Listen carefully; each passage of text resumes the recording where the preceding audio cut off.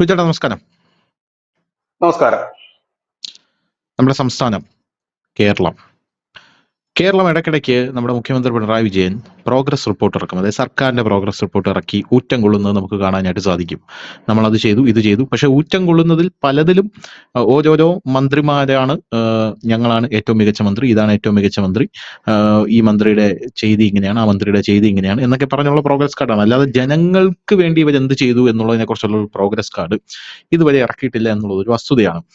ഇപ്പോ നമ്മുടെ മുഖ്യമന്ത്രി ഏത് പ്രോഗ്രസ് കാർഡ് ഇറക്കിയാലും വലിയ റിയാസിന് എല്ലാത്തിലും ഒന്നാം സ്ഥാനം കാണുമെന്ന് നമുക്ക് എല്ലാവർക്കും അറിയാം. അപ്പൊ ഇവരൊക്കെ കണ്ടു പഠിക്കേണ്ട ഒരു പ്രോഗ്രസ് കാർഡ് ആക്ച്വലി അങ്ങനെ തന്നെ പറയേണ്ടി വരും.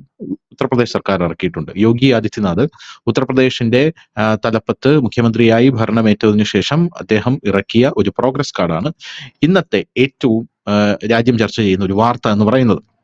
ആ പ്രോഗ്രസ് കാർഡിൽ 8 കൊല്ലം കൊണ്ട് യോഗി ആദിത്യനാഥ് ഉത്തർപ്രദേശിൽ വരുത്തിയ മാറ്റങ്ങൾ എന്തൊക്കെയാണ് എന്നുള്ളതാണ് പ്രധാനപ്പെട്ട ചോദ്യം. ആ ചോദ്യത്തിന്റെ മറുപടിയാണ് നമ്മൾ ആലോചിക്കണം. 20 കോടി ജനങ്ങളുണ്ട്. ഈ 20 കോടി ജനങ്ങളെയും ഒരു മുഖ്യമന്ത്രി എന്ന നിലയിൽ അവരെ ഭരിച്ച് മുന്നോട്ട് പോവുക, അതൊരു സദ്ഭരണം കാഴ്ചവെച്ച് മുന്നോട്ട് പോവുക എന്നുള്ളത് ചെറിയ പണിയൊന്നുമല്ല. ചെറിയ പണിയെന്നല്ല, ഒരു ഹെക്ടിക് ആയിട്ടുള്ള ഒരു ജോബാണ് എന്ന് നമുക്ക് എല്ലാവർക്കും അറിയാം. അതായത് ബ്രസീലിന്റെ അത്രയും ജനസംഖ്യയുള്ള ഒരു സംസ്ഥാനമാണ് ഉത്തർപ്രദേശ് എന്ന് പറയുന്നത്.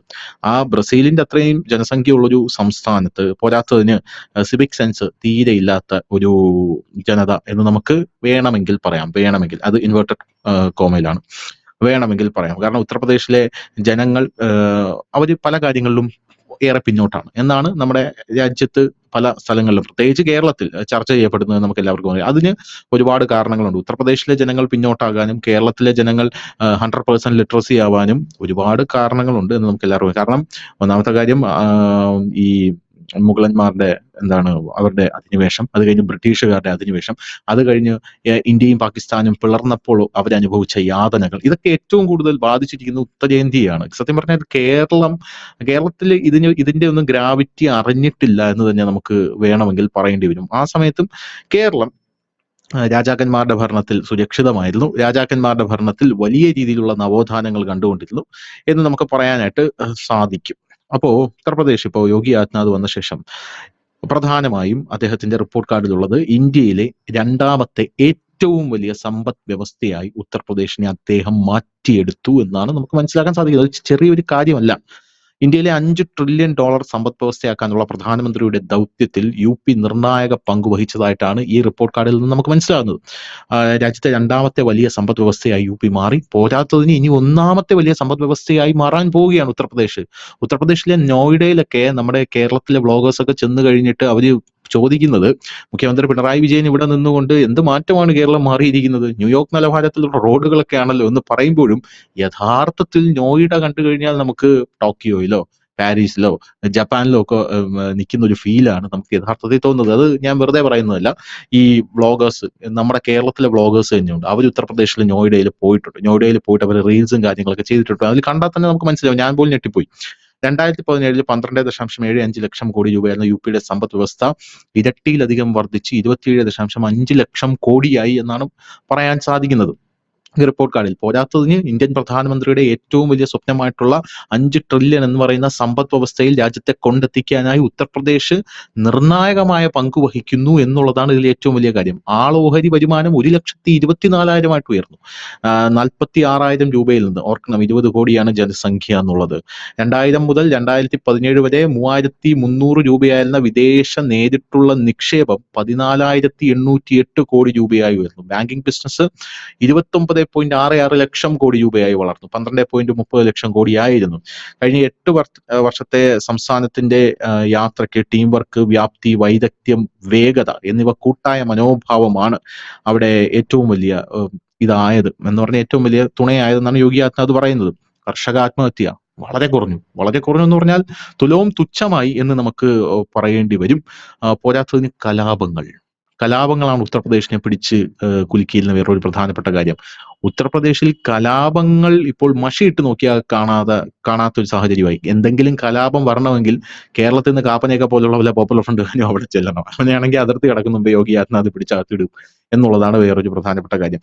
ഇതിൽ ഏറ്റവും വലിയ, ഇനി എണ്ണി എണ്ണി പറയാനായിട്ട് ഒരുപാട് കാര്യങ്ങൾ മാധ്യമങ്ങൾ നമ്മുടെ നാഷണൽ മീഡിയ റിപ്പോർട്ട് ചെയ്തിട്ടുണ്ട് കേട്ടോ. മറ്റ് നേട്ടങ്ങൾ എന്ന് പറഞ്ഞിട്ട് 6 കോടിയിലധികം ആളുകളെ ദാരിദ്ര്യത്തിൽ നിന്ന് കരകയറ്റി എന്ന് പറയുന്നു. 6 കോടിയിലധികം ആൾക്കാരെ ദാരിദ്ര്യത്തിൽ നിന്ന് കരകയറ്റി. അടിസ്ഥാന സൗകര്യങ്ങൾ വികസിപ്പിച്ചു. 6 എക്സ്പ്രസ് വേകൾ, 11 എക്സ്പ്രസ് വേകളുടെ നിർമ്മാണം കാര്യക്ഷമമായി പുരോഗമിക്കുന്നു. അങ്ങനെ അങ്ങനെ അങ്ങനെ നമുക്ക് ഏറ്റവും വലിയ വിമാനത്താവളം രാജ്യത്തിന്റെ, അത് ഒരുപാട് കാര്യങ്ങളുണ്ട്. എങ്കിലും നമ്മൾ എടുത്തു പറയേണ്ട ഇതിലെ ഒരു പൊൻതൂവൽ എന്നൊക്കെ യോഗി ആദിത്യനാഥിനെ കുറിച്ച് പറയണമെങ്കിൽ അത് ക്രമസമാധാന പരിപാലനം. ഇതാണ് ഏറ്റവും വലിയ നേട്ടം. 8 വർഷത്തിൽ ഉത്തർപ്രദേശിൽ ക്രമസമാധാന പരിപാലനമാണ് യോഗി ആദിത്യനാഥ് നടത്തിയ ഏറ്റവും വലിയ നേട്ടം എന്ന് പറയുന്നത്. 2017 മുമ്പ് സ്ത്രീകൾക്കും വ്യാപാരികളും ഇവിടെ ഭയത്തിലായിരുന്നു ജീവിച്ചിരുന്നത്. ഗുണ്ടകളുടെ പിരിവ്, കലാപം, ഈ മതമൗലികവാദികളുടെ ശല്യം, ഉത്തർപ്രദേശിലെ തെരുവ് വീഥികളിൽ കൂടെ നടക്കാൻ പറ്റാത്ത ഒരു സാഹചര്യം. പോരാത്തതിന് ഈ ഉത്തർപ്രദേശിൽ നമ്മൾ ഈ തെലുങ്ക് സിനിമയൊക്കെ കാണുന്ന പോലെ ഗുണ്ടകൾ വരും, ഒരു സ്ത്രീയെ ഇഷ്ടപ്പെട്ട് കഴിഞ്ഞാൽ നേരെ തൂക്കിയെടുത്ത് കുതിരപ്പുറത്തിട്ടുകൊണ്ട് പോവുകയാണ്. പിന്നെ ബലാത്സംഗമായി, പീഡനമായി, ചോദിക്കാനും പറയാനും ആരുമില്ല, ചോദിക്കാൻ പറ്റുന്നവനെ വെട്ടി മൂടുക, എന്നിട്ട് അത് ഇത് അവരുടെ ജാതീയപരമായിട്ടുള്ള ആ ഒരു പഞ്ചായത്തിൽ സോൾവ് ചെയ്യുക. ഇതൊക്കെയാണ് അവിടെ നടന്നുകൊണ്ടിരുന്നത്. ഇപ്പൊ യോഗി ആദിത്യനാഥ് വന്ന ശേഷം പീഡനം, കവർച്ച, തട്ടിക്കൊണ്ടു പോകൽ എന്നിവ ഉള്ള സംഭവങ്ങൾ ഇപ്പോ നിലവിൽ നിൽക്കുന്ന സ്റ്റാറ്റസിൽ സീറോ ആണെന്നാണ് നമുക്ക് മനസ്സിലാക്കാൻ സാധിക്കുന്നത്. സ്ത്രീകളുടെ സുരക്ഷ, അന്തസ്സ്, സ്വാശ്രയത്വം എന്നിവയാണ് ഒരു സ്വാശ്രയ സമൂഹത്തിന്റെ അടിത്തറ എന്ന് അദ്ദേഹം മനസ്സിലാക്കി ക്രമസമാധാന പരിപാലനത്തിൽ മുന്നേറി. അത് ഈ ഉത്തർപ്രദേശിലെ 2ാമത്തെ യോഗി ആദിത്യനാഥ് സർക്കാർ തിരിച്ചു വരുമ്പോഴും ഇവിടെയുള്ള മാധ്യമങ്ങൾ പറഞ്ഞതാണ് ഏറ്റവും വലിയ നേട്ടം ക്രമസമാധാനമാണ്. ഈ ഒരൊറ്റ നേട്ടം കൊണ്ട് യോഗി ആദിത്യനാഥിന് 2ാമതും ഭരണത്തിൽ വരാൻ കഴിയുമെന്ന് കേരളത്തിലെ മാധ്യമങ്ങൾ, യോഗി വിരുദ്ധരായിട്ടുള്ള മാധ്യമങ്ങൾ പറഞ്ഞതാണ്. അപ്പൊ നമുക്ക് മനസ്സിലാവല്ലോ യോഗി വരുന്നതിന് മുമ്പ് എങ്ങനെയാണ് ഉത്തർപ്രദേശ് കുത്തഴിഞ്ഞ് കിടന്നതെന്ന്. എന്ത് തോന്നുന്നു യോഗി ആദിത്യനാഥിന്റെ ഈ റിപ്പോർട്ട് കണ്ടിട്ട്? ഇത് മറ്റ് സംസ്ഥാനങ്ങൾക്ക് ഒരു മാതൃകയാണോ, അല്ലെങ്കിൽ യോഗി ആദിത്യനാഥിന്റെ ഒരു നേട്ടമാണോ, അല്ലെങ്കിൽ വേറെ സംസ്ഥാനങ്ങൾ ഇത് വകവയ്ക്കേണ്ട, ഉത്തർപ്രദേശിൽ ഇതൊരു സ്വാഭാവികമായിട്ടുള്ള ഒരു റിപ്പോർട്ട് മാത്രമാണ് എന്നാണ് തോന്നുന്നത്? എന്താ തോന്നുന്നത്?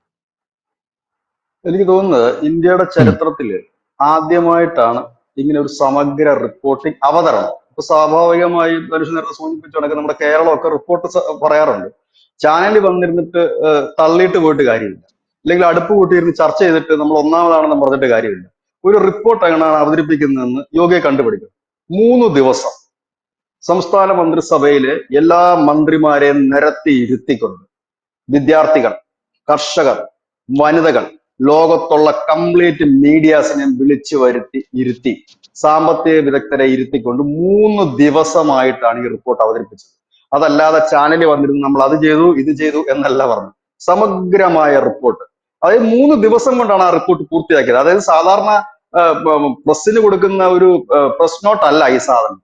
പകരം 3 ദിവസം ഈ പറയുന്ന ആളുകളെ വിളിച്ചിരുത്തി വലിയൊരു മഹാസമ്മേളനം നടത്തിക്കൊണ്ട് ആണ് ഇത് അവതരിപ്പിക്കുന്നത്, ഈ റിപ്പോർട്ട്. ഇതാണ് ശരിക്കും റിപ്പോർട്ട്. ഇങ്ങനെയാണ് റിപ്പോർട്ടിംഗ് ഉണ്ട്. ജനങ്ങളെ അറിയിക്കുക കൃത്യമായിട്ട് തന്നെ. അതുപോലെ മാധ്യമങ്ങൾ, സകലമാന ഇന്റർനാഷണൽ മീഡിയാസ് ഒക്കെ വന്നിരുന്നു ഈ റിപ്പോർട്ടിങ്ങിന്റെ കാര്യത്തിൽ. കാരണം ഇപ്പോൾ ഈ ഇന്റർനാഷണൽ തലത്തിൽ ഒരുപാട് കമ്പനികൾ ഇപ്പോൾ UP-യിലേക്ക് വരുന്നുണ്ട് മുതൽ മുടക്കാനൊക്കെ ആയിട്ട്. അതിന്റെ കൂടെ പശ്ചാത്തലത്തിലായിരിക്കണം അവർ വരുന്നത്. അത് തന്നെയുമല്ല, ഇപ്പൊ UP ഒരു അറ്റൻഷൻ കിട്ടുന്ന ഒരു സംസ്ഥാനമായി ഇന്ത്യ മാറി കഴിഞ്ഞിരിക്കുന്നു.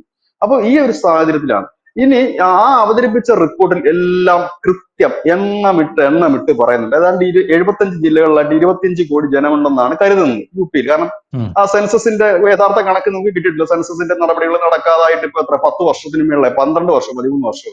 ഒരു ശരാശരി കണക്ക് 20 to 25 കോടി വരെ ഉണ്ടെന്ന്. ഇനി അതിന്റെ സമഗ്രമായ രീതിയിലേക്ക് നമുക്ക് പോകാം. കാരണം നമ്മൾ ചുമ്മാതെ പറഞ്ഞിട്ട് കാര്യമില്ല യോഗി അങ്ങനെയാണ് ഇങ്ങനെയാണെന്നല്ല. കറക്റ്റ് കണക്കുകൊണ്ട് പോയാൽ മാത്രമേ പ്രേക്ഷകർക്ക് അത് മനസ്സിലാവും. ഇല്ലെങ്കിൽ വെറും തള്ളാണെന്ന് മാത്രം പറയും. തനുഷ് പറഞ്ഞതിൽ നിന്ന് നമുക്ക് ആദ്യം തന്നെ തുടങ്ങാം. അവിടുത്തെ ഈ യോഗി അത് അടിവരയിട്ട് പറയുന്നുണ്ട്. എന്തുകൊണ്ടാണ് ഈ വലിയൊരു സമ്പദ് വ്യവസ്ഥയിലേക്ക്, ഇന്ത്യയിലെ തന്നെ 2ാമത്തെ വലിയ സമ്പദ് വ്യവസ്ഥയിലേക്ക് UP എത്താനുണ്ടായ പ്രധാന കാരണം അവിടുത്തെ ക്രമസമാധാന പ്രശ്നം തന്നെയായിരുന്നു.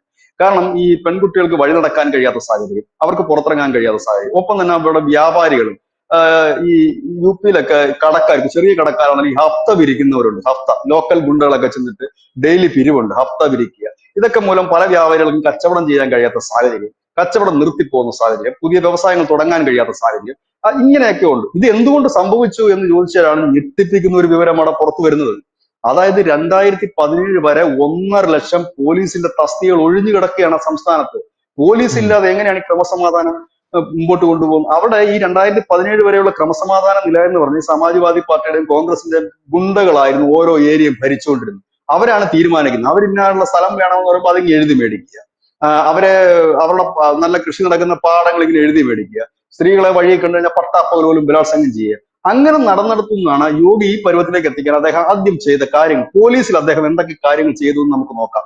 1947 മുതൽ 2017 വരെ വെറും 10,000 വനിതാ പോലീസുകാർ മാത്രമാണ് ഉത്തർപ്രദേശിൽ ഉണ്ടായിരുന്നത്. ഒന്ന് ആലോചിച്ച് നോക്കൂ. സ്വാതന്ത്ര്യം കിട്ടിയതിന് ശേഷം 2017 വരെ വെറും 10,000 വനിതാ പോലീസുകാരുണ്ടായിരുന്നു.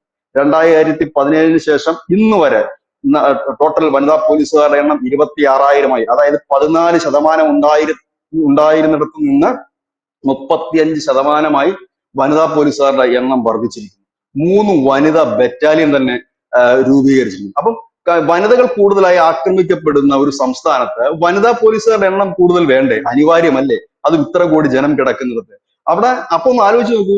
10,000 പോലീസുകാരായിരുന്നു 47 മുതൽ 2017 വരെ. അതായത് 47 10,000 പേര് കാണില്ലല്ലോ. ഓരോ ഘട്ടത്തിലും പതുക്കെ പതുക്കെ ഉയർന്നു വന്നിട്ടും ഇത്രയും വർഷം കൊണ്ട് ഏതാണ്ട് 6-7 പതിറ്റാണ്ട് കൊണ്ട് ഏതാണ്ട് 6 പതിറ്റാണ്ട് കൊണ്ട് 60 വർഷം കൊണ്ട് അവിടെ ആകെ ഇത്രയും വനിതാ പോലീസുകാരെ ഉള്ളായിരുന്നു. 1.5 ലക്ഷം പോലീസ് തസ്തികയാണ് ഒഴിഞ്ഞു കിടന്നത്. ഇന്നത് യോഗി ആദിത്യനാഥ് 2017 ശേഷം വന്നതിന് ശേഷം 1,56,000 പോലീസുകാരെ അപ്പോയിന്റ് ചെയ്തു. വനിതാ പോലീസുകാരെ കൂടുതൽ അപ്പോയിന്റ് ചെയ്തുകൊണ്ട് 25,000 വനിതാ പോലീസുകാരായി ഇപ്പോൾ അവിടെ. ഇനി അവിടുത്തെ ഒരു രസകരമായ കാര്യം പറയാം. 2017 അപ്പോഴാണല്ലോ ഈ അഖിലേഷ് യാദവിന്റെ ഒക്കെ ഒരു നല്ല ഭരണം എന്നൊക്കെ ഇവിടുത്തെ മാധ്യമങ്ങൾ പറഞ്ഞത്. അപ്പൊ അവിടെ ഈ പോലീസ് റെസ്പോൺസിബിൾ വെഹിക്കിൾ ഉണ്ട്. നമ്മുടെ നാട്ടിലൊക്കെ ഉണ്ട് പോലീസ് റെസ്പോൺസിബിൾ വെഹിക്കിൾ. ഇവിടെ 112 എന്ന് പറഞ്ഞൊരു നമ്പർ നമ്മൾ വിളിച്ചു കഴിഞ്ഞാൽ ഇപ്പൊ ഒരു ആക്സിഡന്റ് നടന്നു, നമ്മളിവിടെ 100-ലാണ് വിളിക്കുന്നത്. 112 100 തന്നെയാണ് എല്ലായിടവും വിളിക്കുന്നത്. തന്നെ ഇവിടെയും ഒരു അഡീഷണൽ നമ്പർ ഉണ്ട്. അപ്പൊ 112-ലൊക്കെ വിളിച്ചു കഴിഞ്ഞാൽ പെട്ടെന്ന് തന്നെ ആ വാഹനം ഒരു അപകടം ഉണ്ടായി, ഒരു അക്രമം ഉണ്ടായി, ഒരു കത്തിക്കുത്ത് ഉണ്ടായി കഴിഞ്ഞാൽ ഈ പോലീസിന്റെ റെസ്പോൺസിബിൾ വെഹിക്കിൾ എന്ന് പറയും, PRV എന്ന് പറയും. അതിന് UP നമ്പർ 112-ആണ്. ഇതിൽ വിളിച്ചു കഴിഞ്ഞാൽ സഹായം കിട്ടും. ഇത് അഖിലേഷ് യാദവ് ഭരിച്ചുകൊണ്ടിരുന്നപ്പോൾ 29 മിനിറ്റ് 42 സെക്കൻഡുമായിരുന്നു ശരാശരി ഈ വാഹനം ഓടി അവിടെ എത്താൻ എടുക്കുന്ന സമയം. യോഗി അധികാരത്തിൽ കയറിയതിനു ശേഷം ഇത് വിളിച്ചു കഴിഞ്ഞാൽ 7 മിനിറ്റിനുള്ളിൽ ആ വാഹനം അവിടെ എത്തും. ഉത്തർപ്രദേശില് ഞാൻ 2022-ലൊക്കെ പോകുമ്പോൾ അതിശയിച്ചുകൊണ്ട് ഇന്നോവയാണ് അവിടെ ഉപയോഗിക്കുന്നത് പോലീസ് ഈ പറയുന്ന PRVക്ക് വേണ്ടി. നമ്മുടെ ഇവിടുത്തെ വാഹനത്തെ കുറിച്ച് ഞാൻ പറയുന്നില്ല. ആ വാഹനമാണ്, അതായത് വിളിച്ചു കഴിഞ്ഞാൽ 7 മിനിറ്റിനുള്ളിലാണ് ഇവിടെ എത്തുന്നത്. അത് 2017 29.42, അതായത് 30 മിനിറ്റ് എടുത്തിരുന്ന സ്ഥാനത്താണ് ഇപ്പൊ 7 മിനിറ്റ് കൊണ്ട് എത്തിയത്. 115 പുതിയ വാഹനങ്ങളാണ് അതിനു വേണ്ടിയിട്ട് പുതിയതായി വാങ്ങിയത്. നേരത്തെ ഉണ്ടായിരുന്നത് കൂടാതെ പുതിയതായിട്ട് വാങ്ങിയത്. ഇനി മറ്റൊന്നെന്ന് പറഞ്ഞു കഴിഞ്ഞാൽ 6,000 പോലീസുകാരെ പരിശീലിപ്പിക്കാൻ ഒരു സംവിധാനം ശേഷി മാത്രമായിരുന്നു ഉത്തർപ്രദേശിൽ 2017 വരെ ഉണ്ടായിരുന്നെങ്കിൽ ഇന്ന് 60,422 പോലീസുകാരെ പരിശീലിപ്പിക്കാനുള്ള സംവിധാനങ്ങൾ എത്തിക്കഴിഞ്ഞു. എല്ലാ പോലീസ് സ്റ്റേഷനിലും സൈബർ ലൈനുകൾ ആക്റ്റീവ് ആയിരിക്കും. അതായത് എല്ലാ ജില്ലകളിലുള്ള പോലീസ് സ്റ്റേഷനിലും സൈബർ ലൈൻ. അത് ക്രമസമാധാന നില വിരൽത്തുമ്പിലാണ്. ഏത് നിമിഷവും പോലീസിന്റെ സഹായം തേടാൻ പോലീസ് എത്തും എന്നൊരു സ്ഥിതിയിലേക്ക് ഉത്തർപ്രദേശ് മാറിക്കഴിഞ്ഞപ്പോഴാണ് അവിടത്തേക്ക് പതുക്കെ വ്യവസായങ്ങൾ പച്ചപിടിക്കാൻ തുടങ്ങി. ജനങ്ങൾ ഭയമില്ലാതെ പുറത്തിറങ്ങാൻ തുടങ്ങിയത്. കാർഷിക വൃത്തിയിലേക്കും മറ്റും കയറി തുടങ്ങിയത്. അതുപോലെ തന്നെ പോലീസ് സ്റ്റേഷന്റെ നവീകരണം അത് നമ്മൾ കാണേണ്ട ഒരു കാഴ്ചയാണ്. അത് മുമ്പ് UP-ലൊക്കെ പോയവർക്കറിയാം അന്നത്തെ അവസ്ഥ എന്താണ്, ഇന്നത്തെ അവസ്ഥ എന്താണ്. മിനിമം അവിടുത്തെ പോലീസുകാരനെ കണ്ടാലെങ്കിലും അറിയാം. പഴയ പോലീസുകാരന്റെ ലുക്കും നമുക്കറിയാം, ഇപ്പോഴത്തെ പോലീസുകാരന്റെ ലുക്കും നമുക്കറിയാം. അവൻ എങ്ങനെയാണ് റോഡിൽ ട്രാഫിക് ഡ്യൂട്ടിക്ക് മുമ്പ് നിന്നിരുന്നത് എങ്ങനെയാണെന്ന് പറയാം, ഇന്ന് നിൽക്കുന്നത് എങ്ങനെയാണെന്ന് നമുക്കറിയാം.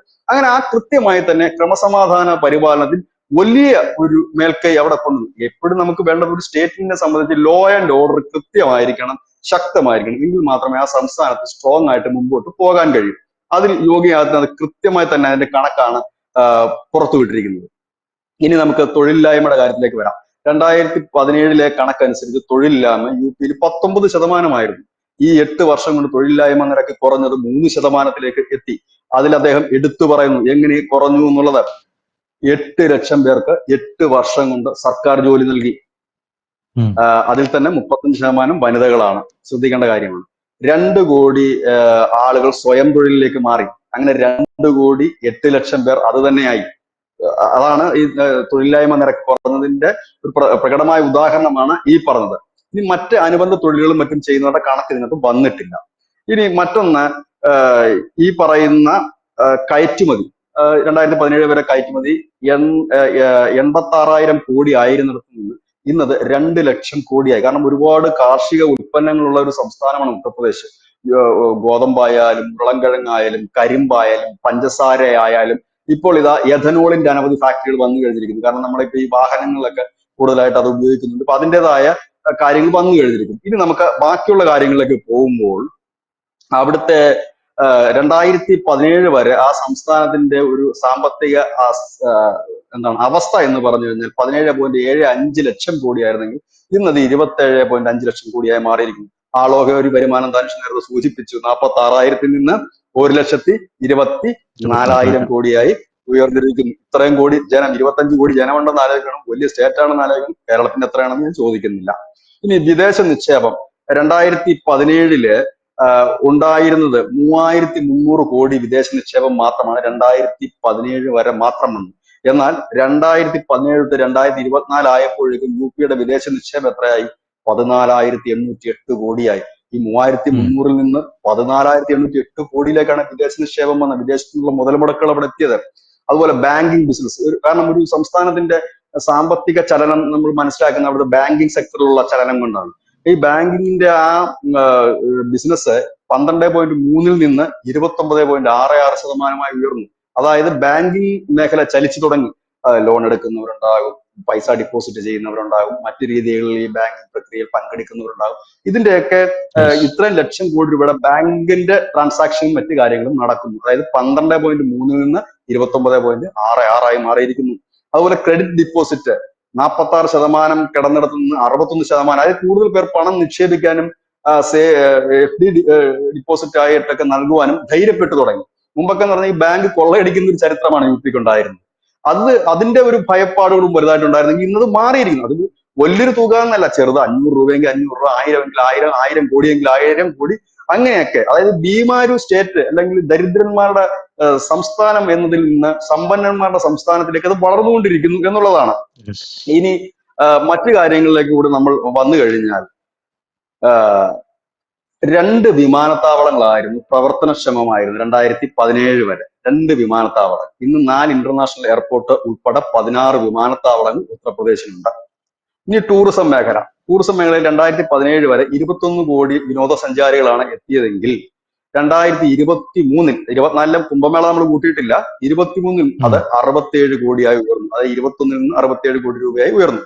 ഇവിടെയാണ് നമ്മൾ ചോദിക്കില്ലേ വിദേശ നിക്ഷേപം എങ്ങനെ വന്നു, പുറത്തുനിന്നുള്ള പൈസ എങ്ങനെ വന്നു എന്ന് ചോദിക്കുമ്പോൾ ഈ വരുന്ന ടൂറിസ്റ്റുകൾ മുടക്കും.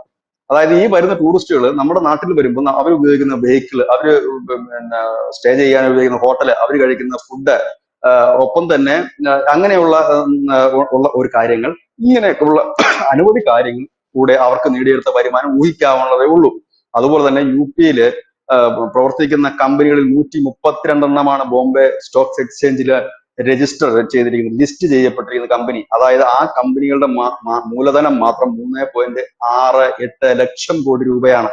ഇനി 2017 വരെ എത്ര ഫാക്ടറികൾ യിൽ ഉണ്ടായിരുന്നു എന്ന് നമുക്ക് നോക്കാം. ഫാക്ടറി എന്ന് പറയുമ്പോഴത്തേനും വലിയ ഫാക്ടറി അല്ല, അവിടെ പഞ്ചസാര ഫാക്ടറി ഉണ്ട്, അങ്ങനെ ചെറുതും വലുതുമായ അനവധി ഫാക്ടറി ഉണ്ട്. അങ്ങനെ 13,000 ഫാക്ടറി ഉണ്ടായിരുന്നിടത്ത് നിന്ന് ഇപ്പോൾ അത് 26,900 ഫാക്ടറികളായി ഉയർന്നിരിക്കുന്നു.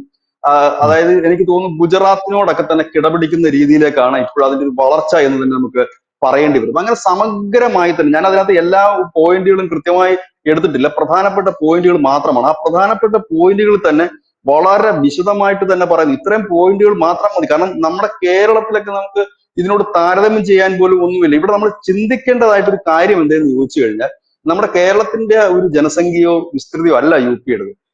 എന്ന് പറഞ്ഞാൽ, നമ്മളിപ്പോ കേരളം എന്ന് പറഞ്ഞാൽ നമ്മളെപ്പോഴും നമ്മൾ പ്രബുദ്ധരാണ്, പണ്ട് തൊട്ടേ നമ്മളെല്ലാം തികഞ്ഞവരാണെന്നാണല്ലോ പറഞ്ഞത്. പക്ഷെ പണ്ട് തൊട്ടേ എല്ലാം തികഞ്ഞവരല്ല. അതുകൊണ്ടാണ് അദ്ദേഹം 2017 വരെയുള്ള കണക്കും പറഞ്ഞത്. ഇതായിരുന്നു 2017 കിട്ടിയത്, അതിനുശേഷം ഇത്രയാണ് എന്ന് പറയുന്നു. 8 ലക്ഷം തൊഴിലവസരങ്ങളാണ് 8 വർഷം. ഇവിടെയും 10 വർഷം കഴിഞ്ഞില്ല, ഒരു സർക്കാർ ആയില്ലേ, 8 വർഷം ആയില്ലേ, ഇപ്പോഴും ഒരു സർക്കാർ ഇവിടെ ഭരിക്കും. 9 വർഷമായി പിണറായി സർക്കാർ ഭരിക്കുന്നത്. എത്ര തൊഴിലവസരങ്ങൾ ഇവിടെ സർക്കാർ തലത്തിൽ നൽകി? സ്വയം തൊഴിൽ എടുത്തവരുടെ എണ്ണം ഒന്ന് വെളിപ്പെടുത്താവോ? ഇവിടെ ആകെ പറയാനുള്ളത് റോഡിന്റെ കാര്യമാണ്. അതായത് കഴിഞ്ഞ ദിവസം PK കുഞ്ഞാലിക്കുട്ടി നിയമസഭയിൽ പറയുന്ന ഒരു കാര്യം കേട്ടു, ഈ ഹൈവേയുടെ കാര്യം പറഞ്ഞു. കേട്ടായിരുന്നു ധനുഷ്? അദ്ദേഹം അത് പറഞ്ഞ കാര്യം, ഇത് കാസർഗോഡ് നിന്ന് തിരുവനന്തപുരം വരെയുള്ള ഒരു ഹൈവേ ആയിരുന്നെങ്കിൽ അത് കേരളത്തിന്റെ അഭിമാനമാണ്, കേരളത്തിന്റെ മന്ത്രിമാര് ചെയ്തതാണെന്ന് പറയാൻ. ഇത് ബോംബെ പനവേലിയിൽ നിന്ന് തുടങ്ങിയിട്ട് തിരുവനന്തപുരം കഴിഞ്ഞ് കന്യാകുമാരി വഴി നീണ്ടുപോകുന്ന രാജ്യത്തിന്റെ ദേശീയപാത ഞങ്ങളുടെ ആണെന്ന് പറയുന്നത് എന്ത് പരിഹാസ്യമാണെന്ന് ചോദിച്ചതുപോലെ അയാ ഞാൻ അതാ പറഞ്ഞത്. കുഞ്ഞാലിക്കുട്ടി വിമാനത്താവളം ചോദിച്ച ചോദ്യം വളരെ ക്ലിയർ ആയിരുന്നു. അതായത് പാറശാല മുതൽ കാസർഗോഡ് വരെയുള്ള ഈ റോഡ് റിയാസാണ് വികസിപ്പിച്ചതെന്ന് പറയുന്നു. അത് കഴിഞ്ഞ് ഈ റോഡ് പോകുന്നില്ലേ? അത് കഴിഞ്ഞു ഈ റോഡ് പോകുന്നുണ്ടല്ലോ. ആ വികസനവും റിയാസിന്റേതാണോ? അത് കഴിഞ്ഞു പോകുന്ന ഒരു റോഡ് നിങ്ങളത്, ഇത് രാജ്യം മൊത്തം ഉള്ള റോഡാണല്ലോ. അത് ആ ഒരൊറ്റ അതെ ചോദ്യത്തിൽ അതെ അവർ അതെ തകർന്നു പോയി.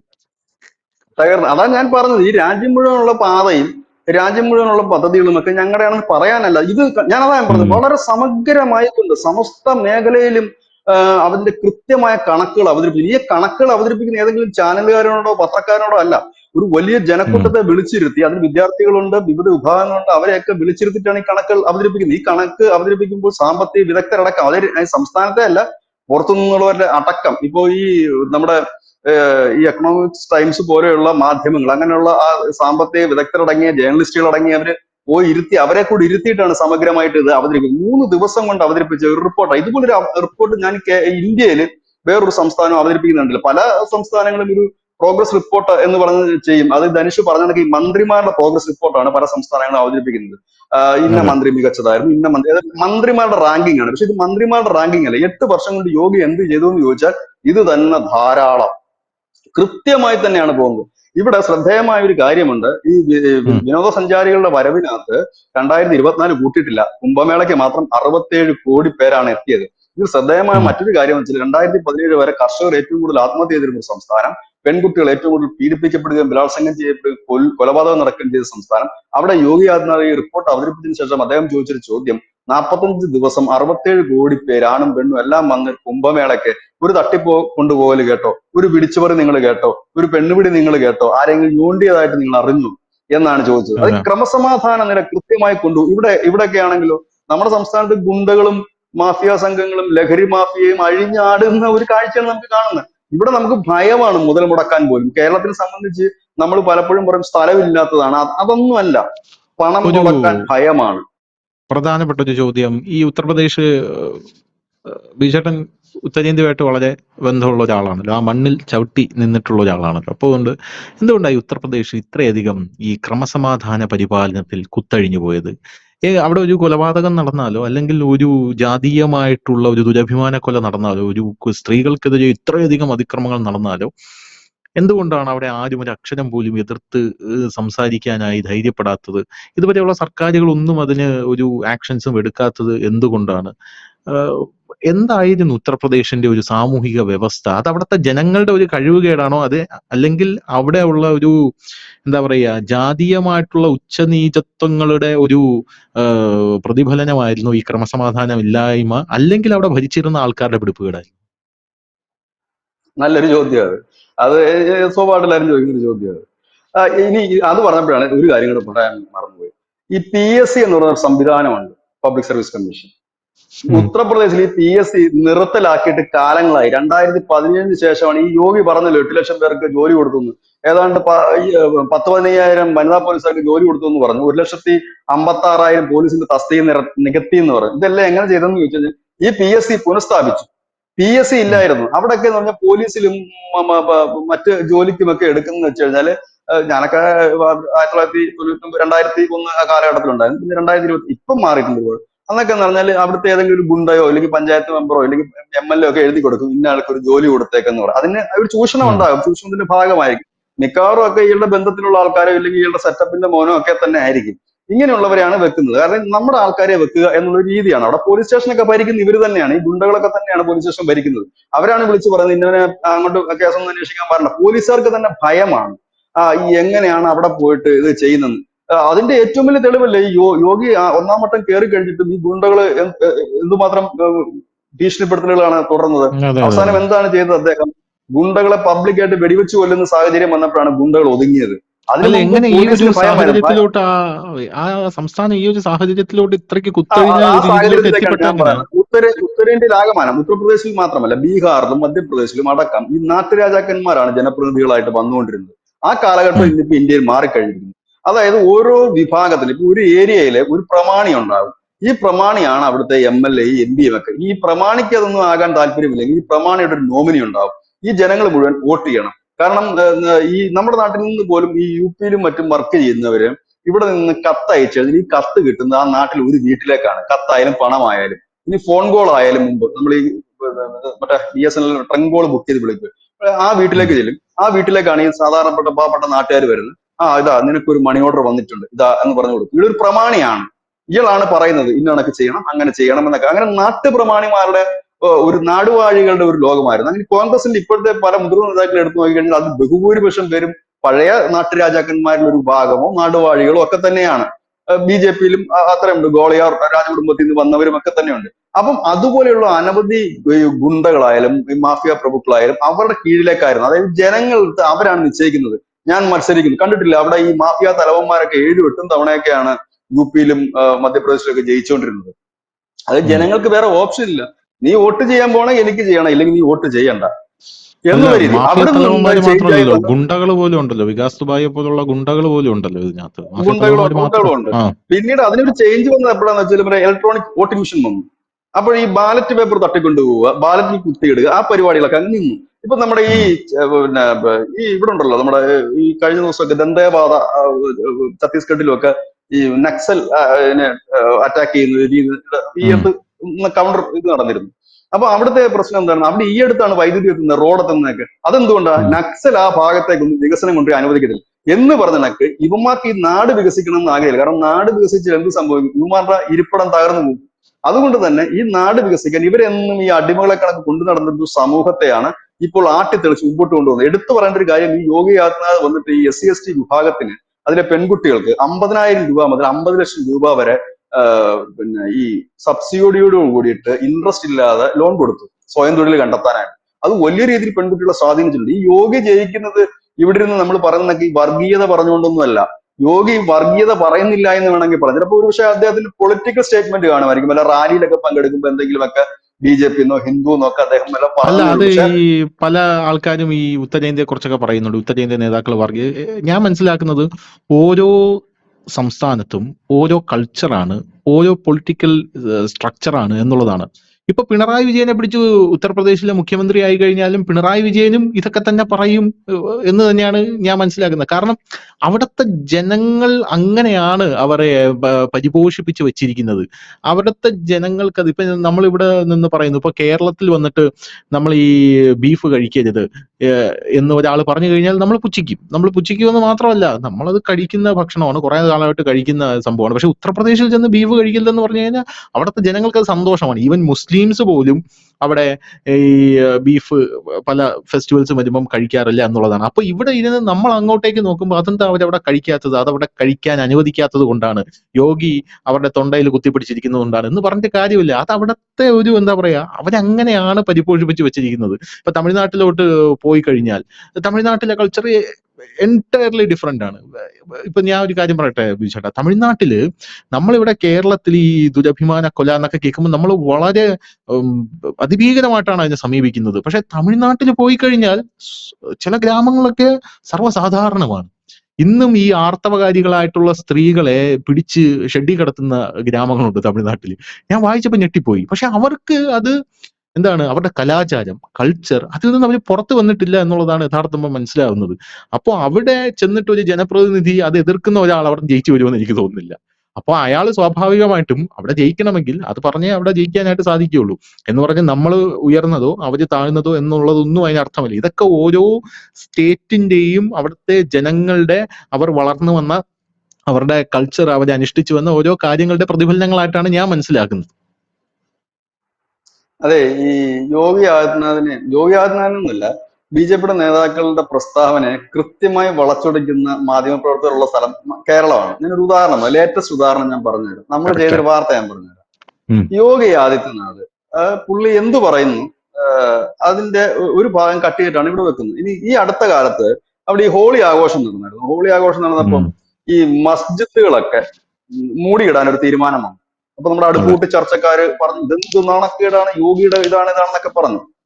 പക്ഷെ അതിനുശേഷം നമ്മൾ ന്യൂസ് ഇന്ത്യ മലയാള വാർത്ത ഫുള്ള് കൊടുത്തിരുന്നു. എന്താണ് അവിടെ സംഭവിച്ചത്? അവിടെ ഈ കാലങ്ങളായിട്ട് ഹോളി ആഘോഷിക്കുമ്പോൾ ഈ കളർ വെള്ളം തെറിച്ചിട്ട് പ്രശ്നങ്ങൾ ഉണ്ടാകാറുണ്ട്. അപ്പോ ഈ മുസ്ലിം മതത്തിന്റെ നേതാക്കന്മാരെ, ഹിന്ദു മതത്തിന്റെ നേതാക്കന്മാരെ ഓരോ സ്ട്രീറ്റിന്റെ ആളുകളെയും വിളിച്ചു. അവിടെ യോഗ ചെയ്യുന്ന ഏറ്റവും വലിയ കാര്യം എന്ന് വെച്ചാൽ അവിടെ എന്ത് ആഘോഷം നടന്നാലും ആദ്യം ഈ ആഘോഷ കമ്മിറ്റിക്കാരെ വിളിച്ചിട്ട് അവരുടെ ID പ്രൂഫ് വാങ്ങും, അവരുടെ കയ്യിൽ നിന്ന് ഉം. എഴുതി മേടിക്കും. ഇവിടെ എന്ത് നാശനഷ്ടം വന്നാലും അത് നിങ്ങളുടെ കയ്യിൽ നിന്ന് ചുമത്തും എന്ന് അദ്ദേഹം പറയുകയല്ല, കൃത്യമായി ചുമത്തും. അതുകൊണ്ട് എന്താ വെച്ചാൽ ഇവിടെ സുരക്ഷയുടെ ചുമതല അവന്മാർക്ക് തന്നെയാണ്. അപ്പോ ഉം. ഈ UP-യിൽ ഒരു മുസ്ലിമും ഈ മസ്ജിദ് മൂടിയിടുന്നതിനെ കുറിച്ച് ഒരു പ്രസ്താവന പോലും ഇറക്കിയില്ല. അതെങ്കിലും ഈ മണ്ടന്മാർ ആലോചിക്കുന്നുണ്ട് എന്തുകൊണ്ടാണ് അവരത് ഉം. പറയാഞ്ഞത്. അപ്പൊ ആ റിപ്പോർട്ടിൽ പറയുന്നത് ഇവരെല്ലാം വിളിച്ചിരുത്തിയിട്ട് ചോദിച്ച ചോദ്യം ഇതാണ്: നമുക്ക് ഈ സ്വാഭാവികമായും ഈ സ്ട്രീറ്റിലാണ്, തെരുവുകളിലാണ് ഇതിന്റെ ഹോളി ആഘോഷം നടക്കുന്നത്. കളർവെള്ളം തെറിപ്പിക്കലാണോ ഈ ആഘോഷത്തിന്റെ ഒരു വലിയ ഭാഗം. അപ്പൊ അതിന്റെ ഒരു സൈഡിൽ ക്ഷേത്രമുണ്ട്, ഒരു സൈഡിൽ മസ്ജിദ് ഉണ്ട്, ഒരു സൈഡിൽ മുസ്ലിംസ് ഉണ്ട്, ഹിന്ദുക്കളുണ്ട്, സിഖുകാരുണ്ട്, എല്ലാരും കൂടെ ഇടകലർന്ന് ഉം. നിൽക്കുന്നത്. ഇപ്പൊ നമ്മൾ തന്നെ അറിയാം, നമ്മുടെ ടൗണിന്റെ നടുക്ക് ഒരു ആഘോഷം നടക്കുമ്പോൾ അവിടെ നിന്ന് ഈ കളർ വെള്ളം ചീറ്റിക്കുക എന്ന് പറഞ്ഞാൽ കൈകൊണ്ട് വാരി എറിയൊന്നും അല്ല അവർ, മറ്റേ ഈ പീച്ചാങ്കുഴലിൽ കൂടെ അടിച്ചു വിടുന്ന, മറ്റേ ഭയങ്കര ഫോഴ്സിൽ അടിച്ചു വിടുന്ന ഒരു പരിപാടിയാണ് അവിടെ ചെയ്യുന്നത്. ഇതൊക്കെ അതെ ചെയ്യുമ്പോൾ അതെ. എവിടെങ്കിലൊക്കെ വെള്ളം തെറിക്കുക സ്വാഭാവികം മാത്രമാണ്. അപ്പോ അതിനൊരു പോംവഴിയില്ല. എന്നിട്ട് അവരോട് തന്നെയാണ് ചോദിച്ചത്, നിങ്ങൾക്ക് എന്താണ് ഇതിന് പോംവഴി എന്ന് ചോദിച്ചപ്പോൾ അവർ പറഞ്ഞു, ശരി അത് നമുക്ക് ഇങ്ങനെ ചെയ്യാം. ഇത്ര നേരത്തേക്കല്ലേ ഉള്ളൂ, രാവിലെ തൊട്ട് ഉച്ച വരെയുള്ള ഒരു പരിപാടിയാണ്, ശരി നമുക്ക് അത്ര ഒരു ടാർപ്പാൾ മേടിച്ചിട്ട് നമുക്കത് മൂടി ഇടാന്ന് പറഞ്ഞു. അതിനോടൊപ്പം തന്നെ യോഗി ആദിത്യനാഥ് അതിനോടൊപ്പം തന്നെ ആ സമയത്ത് തന്നെ കൊടുത്തൊരു സ്റ്റേറ്റ്മെന്റ് ഉണ്ട്: ഇത് അവർ മൂടിയിടുന്നു, അവര് ഒക്കെയാണ്. ഇനി നിങ്ങൾ പോക്കൃത്തരം കാണിച്ച ചവിട്ടിയാൻ എല്ലൊടിക്കും, ഒക്കെ അകത്തിടുന്നു. ആ വാർത്ത ന്യൂസ് ഇന്ത്യ മലയാളം കൊടുത്തിരുന്നു. ഓർമ്മയുണ്ടോ ഉം. ധനുഷിന് ആ ഉം. വാർത്ത? ഓർമ്മയുണ്ട് ഓർമ്മയുണ്ട് ഓർമ്മയുണ്ട്. അതായത് നിങ്ങൾ മര്യാദക്കല്ല ഈ ഹോളി ആഘോഷം നടത്തുന്നതെങ്കിൽ ആ നിമിഷം എല്ലാത്തിനും പൊക്കി അകത്തിടും എന്ന് പറഞ്ഞു. ഇത് നമ്മുടെ മലയാള മാധ്യമങ്ങൾ കൊടുത്തിട്ടില്ല. മലയാള ഉം. മാധ്യമങ്ങൾ ആദ്യം ആകെ കൊടുത്തത് എന്താണ്? ഇത് മസ്ജിദ് മൂടിയിടുന്നു, എന്ത് ഫാസിസമാണ്. അവിടുത്തെ ഒരു മുസ്ലിം അതിനെതിരെ പ്രതികരിക്കാൻ എന്തുകൊണ്ടാണ്? അതെ അവരും കൂടെ ചേർന്നെടുത്തൊരു തീരുമാനമായതുകൊണ്ടാണ്. അത് അതെ, തന്നെയല്ല, അതേ അവരാണ് വാക്കോട് പറഞ്ഞത് തന്നെ അദ്ദേഹം ഞങ്ങൾ പറഞ്ഞു, മൂടിയിടാന്ന്. മൂടിയിടാം. ഇനി രണ്ടാമത്തെ കാര്യം, അവിടെ ഈ കോളാമ്പി പിടിച്ചെടുക്കുന്ന ഈ മെഗാഫോണുകൾ ഈ പള്ളികളിലും മറ്റുമൊക്കെ ഫോണുകൾ കോളാമ്പി വെക്കുന്നുണ്ടായിരുന്നു. ഈ ഉം. കോളാമ്പി എടുത്തു മാറ്റുന്നതിന്റെ വാർത്ത ഈ കേരളത്തിലെ മാധ്യമങ്ങളൊക്കെ വലിയ രീതിയിൽ കൊടുത്തു. യോഗി പള്ളികളുടെ മസ്ജിദുകളുടെ കോളാമ്പി പിടിച്ചെടുക്കുന്നു. മസ്ജിദിന്റെ അല്ല, അവിടെ ഏറ്റവും കൂടുതൽ കോളാമ്പി പിടിച്ചെടുത്ത ക്ഷേത്രങ്ങളുടെ ആയിരുന്നു. ആ കണക്ക് എവിടെങ്കിലും വന്നിരുന്നു? ഏറ്റവും ഉം. കൂടുതൽ കോളാമ്പി പിടിച്ചെടുത്ത ക്ഷേത്രങ്ങളുടെ ആയിരുന്നു. കാരണം അദ്ദേഹം ആദ്യം തന്നെ പറയുന്നുണ്ട്, നിങ്ങൾ 50 ഡെസിബലിന് താഴെയാണെന്നാണ് എന്റെ ഒരു വാർത്ത, ഞാൻ കൃത്യം ഓർക്കുന്നില്ല. 50 ഡെസിബലിന് താഴെയുള്ള സൗണ്ട് ആണെങ്കിൽ നിങ്ങൾ വെച്ചോ, അതിന് മുകളിലുള്ളതാണെങ്കിൽ അനുവദിക്കാൻ കഴിയില്ല, ഞാൻ അത് പിടിച്ചോണ്ട് പോകും എന്ന് പറയുന്നു. അതിനുശേഷം ഉം. പോലീസുകാരുടെ ഈ ഡെസിബില് ചെക്ക് ചെയ്യാനുള്ള മിഷൻ വാങ്ങിക്കൊടുത്തു. അപ്പൊ ഈ പോലീസുകാർ ചെല്ലും, ഇത് വെക്കുമ്പോൾ ഇതിന്റെ സൗണ്ട് ഇവരെല്ലാം ചെയ്യുന്ന ഈ വലിയ പിന്നെന്താ സ്പീക്കർ എടുത്തിട്ട് ചെറിയ ബോക്സിനകത്ത് വെച്ചിട്ടാണ് ഈ കേൾപ്പിക്കുന്നത്. ഉം. അത് ഭയങ്കര സൗണ്ട് ആയിരിക്കും ഇത്.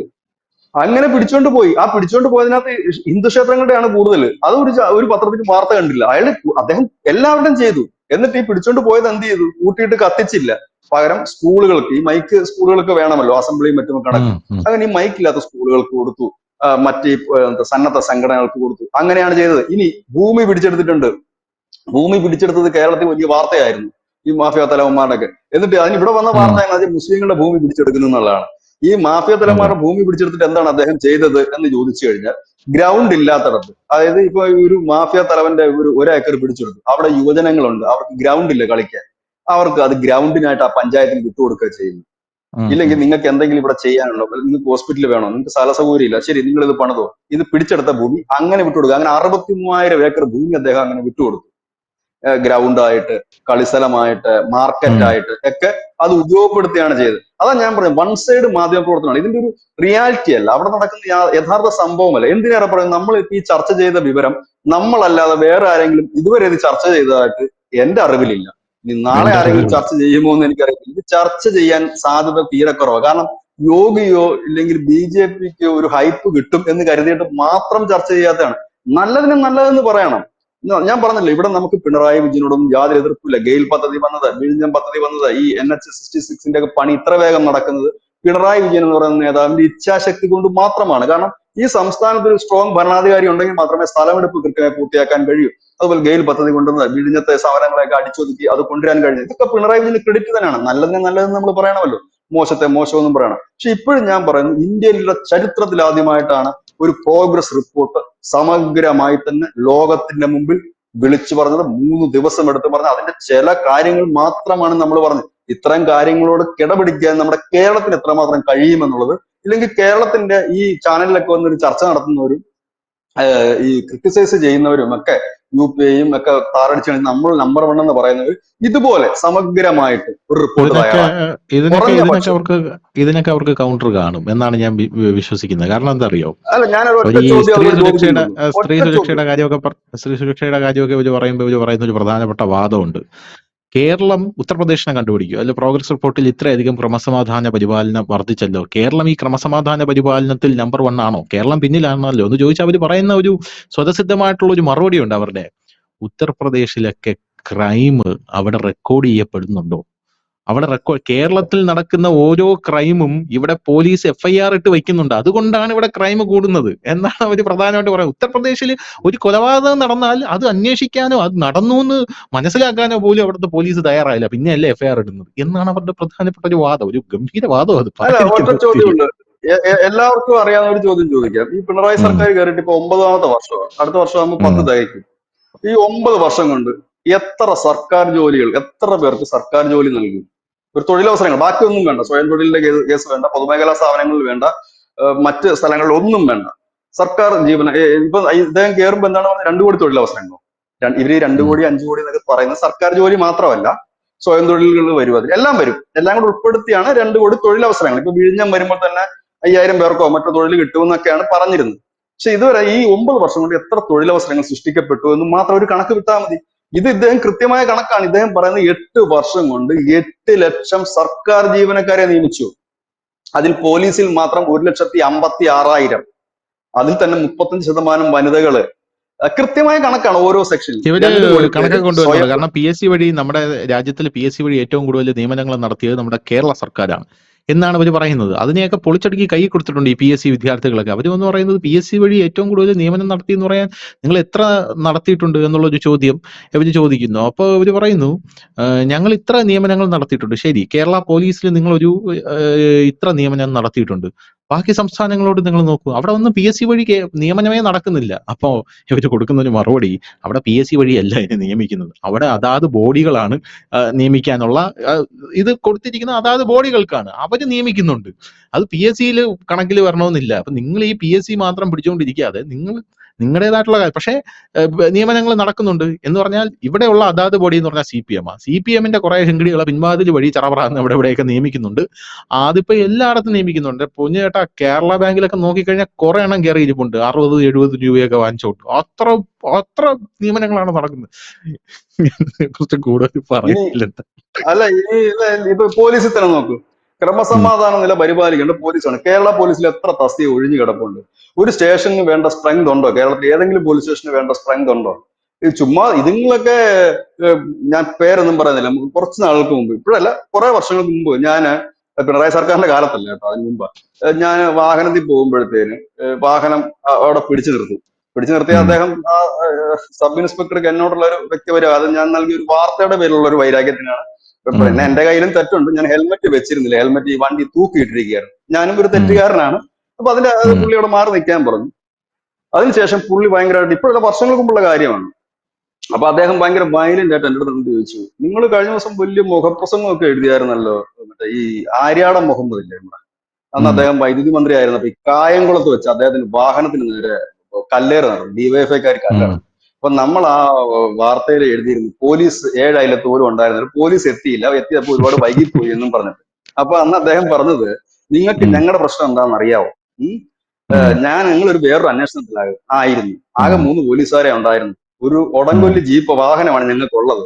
ഈ വാഹനം ഇതും കഴിഞ്ഞ് ഈ വാർത്തയും കേട്ട് അവിടം വരെ ഈ വാഹനം ഓടി എത്തുമ്പോഴത്തേനും എത്ര സമയം പിടിക്കും എന്ന്. അതായത് നിങ്ങൾ യാഥാർത്ഥ്യം അറിയാതെ റിപ്പോർട്ട് ചെയ്യരുതെന്നാണ്. ഇന്നിപ്പോ നമ്മൾ അതിൽ നിന്നൊക്കെ കുറച്ചൊക്കെ മാറി എങ്കിൽ പോലും സ്ട്രെങ്ത് വളരെ കുറവാണ്, നമുക്ക് ഫെസിലിറ്റികൾ വളരെ കുറവാണ്, നമ്മുടെ വാഹനങ്ങളൊക്കെ കണ്ടം ചെയ്യേണ്ട കാലം കഴിഞ്ഞ പല വണ്ടി ഇപ്പോഴും ഓടുന്നുണ്ട്. അങ്ങനെ പല പല പല കാര്യങ്ങളും നമ്മൾ പിന്നോക്കമാണ്. ഇത് ഞാൻ പറഞ്ഞ കുറഞ്ഞ പക്ഷം ക്രമസമാധാന നിലയിലെങ്കിലും നമ്മൾ ആധുനികവൽക്കരിക്കണം. കാരണം കേരളം പോലുള്ള സംസ്ഥാനത്ത് അങ്ങനെ വരാൻ സിമ്പിൾ ആണ്, കാരണം ജനസംഖ്യ കുറവാണ്, ചെറിയൊരു സ്റ്റേറ്റ് ആണ്. എന്താണ് പ്രശ്നം എന്ന് ചോദിച്ചാൽ പൈസ ഇല്ല എന്നുള്ളൊരു യാഥാർത്ഥ്യമാണ്. ആ യാഥാർത്ഥ്യം നമുക്ക് അംഗീകരിക്കാൻ ബുദ്ധിമുട്ടാണ്. നമ്മുടെ കൈ പൈസ ഇല്ല, ആശാസമരം വളരെ ഓപ്പൺ ആയിട്ട് പറഞ്ഞാൽ മതി, ഞങ്ങളുടെ ഖജനാവിൽ പൈസ ഇല്ല. ഈ പൈസ ഇല്ല എന്ന് പറയുന്നില്ല ഇവര്, നമ്മൾ നമ്പർ 1 ആണ്, സാമ്പത്തിക സ്ഥിതിയിൽ നമ്മൾ ഇന്ത്യയിലെ നമ്പർ 1 ആണെന്ന് പറയുകയും ചെയ്യും. നിർമ്മലാ സീതാരാമൻ ദോശയും വടയും കൊടുത്തിട്ട് 12,000 രൂപ കടം തരുമോ എന്ന് ചോദിക്കുകയും ചെയ്യും. ഇപ്പൊ അത് അനുവദിച്ചിട്ടുണ്ട്, 12,000 കോടി രൂപയുടെ അധിക കടമെടുക്കാനായിട്ട്. അതും ചെയ്യുന്നുണ്ട്. നമുക്ക് പണമില്ല. എന്തുകൊണ്ട്? അപ്പൊ എന്താണ് ഇവർ പണമില്ലാത്തതെന്ന് പറയാത്തതിന്റെ കാരണം? പണമില്ല എന്ന് പറയുമ്പോൾ സ്വാഭാവികമായി ഈ നാട്ടിലെ യുവജനങ്ങൾ അടക്കമുള്ളവർ ചോദിക്കും, എന്തുകൊണ്ട് നമ്മുടെ സംസ്ഥാനം ഇത്രയും വലിയ കടക്കണിയിലേക്ക് പോയി, വലിയ ബാധ്യതയിലേക്ക് പോയി എന്നൊരു ചോദ്യം ഉയരും. അതൊന്നും. രണ്ടാമത്തെ കാര്യം, ഇനിയിപ്പോ അധികം വൈകാതെ നമുക്ക് വലിയൊരു വാർത്ത കേൾക്കാൻ പറ്റി കേരളത്തിൽ നിന്ന്. ഈ സർക്കാർ ജീവനക്കാരുടെ ഒക്കെ ശമ്പളം എന്ന് മുടങ്ങുമെന്നാണ് ഞാനിപ്പോ ആലോചിച്ചുകൊണ്ടിരിക്കുന്നത്. അധികം വൈകാതെ അതിനൊരു മുടക്കം വരും. പക്ഷെ ഇപ്പൊ ഉടനെ ഒന്നും അത് ഉണ്ടാകില്ല. കാരണം ഇപ്പൊ കടമെടുക്കാണ്ട് 12,000 കോടി കൂടാതെ ഒരു 6,000 കോടി കൂടെ കടമെടുക്കാം. ഏതാണ്ട് ഒരു 18,000 കോടി രൂപയുടെ കടം വരുന്നുണ്ട്. കടമെടുക്കാനുള്ള ഒരു അനുമതി വരുന്നുണ്ട്. ഇതൊക്കെ നേരെ ചൊവ്വയൊക്കെ കൊടുക്കുകയാണെന്നുണ്ടെങ്കിൽ, അല്ല ചെലവഴിക്കുകയാണെന്നുണ്ടെങ്കിൽ കുറച്ചാണെങ്കിലൊക്കെ പിടിച്ചു നിർത്തും. ഇല്ലാന്നുണ്ടെങ്കിൽ അധികം മുമ്പോട്ട് പോകാത്തൊരവസ്ഥയാണ്. അതുകൊണ്ട് സമഗ്രമായി UP-യുടെ റിപ്പോർട്ട് പ്രേക്ഷകർ കാണുകയാണെങ്കിൽ വളരെ വിശദമായ റിപ്പോർട്ടാണ്. അതിന്റെ ചെറിയ ഭാഗം മാത്രമേ നമ്മൾ പറഞ്ഞിട്ടുള്ളൂ. അത് പ്രേക്ഷകർ കാണണം, വിലയിരുത്തണം. എന്നിട്ട് യോഗി എന്താന്ന് ചെറിയ ഭാഗം എന്നിട്ട് യോഗി എന്താണെന്ന് തീരുമാനിക്കണം. ചെറിയ ഭാഗം പറഞ്ഞപ്പോ 45 മിനിറ്റ് ആയി. എന്തായാലും ഒരുപാട് സമയമായി നമ്മൾ സംസാരിച്ച. സമയം പോയത് അറിഞ്ഞില്ല, അത്ര സമയമായി. എന്തായാലും ഉത്തർപ്രദേശിന്റെ പ്രോഗ്രസ് റിപ്പോർട്ട് വന്നപ്പോൾ വലിയ ചർച്ചയാണ് രാജ്യത്തുണ്ടായിരിക്കുന്നത് എന്നുള്ള കാര്യത്തിൽ തർക്കമില്ല. താങ്ക് യു ബിജുട്ടാ, താങ്ക് യു സോ മച്ച്.